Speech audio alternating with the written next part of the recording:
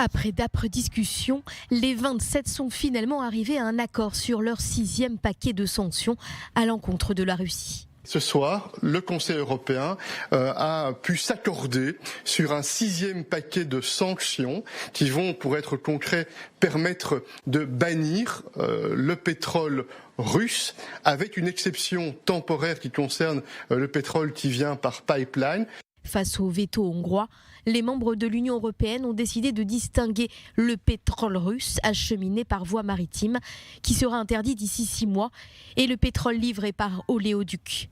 Cette nouvelle mesure devra permettre à la Hongrie, la Slovaquie et la République tchèque de continuer à être approvisionnés. Les Européens, eux, seront privés des 2/3 du pétrole qu'ils achètent à la Russie d'ici à la fin de l'année. Ce 6e paquet de sanctions européennes concerne aussi le secteur bancaire. Je tiens à souligner que d'autres éléments du paquet sont également importants, comme l'exclusion de la Sberbank de SWIFT. La Sberbank est la plus grande banque russe, avec 37%. C'est une bonne chose qu'elle soit exclue du système SWIFT.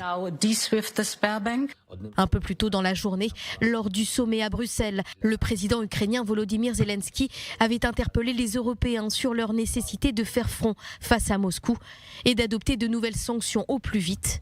Un appel entendu. Ce mardi, le sommet européen extraordinaire doit à présent aborder la transition énergétique du continent pour se passer du gaz russe et la crise alimentaire liée à la guerre en Ukraine qui menace en particulier le continent africain.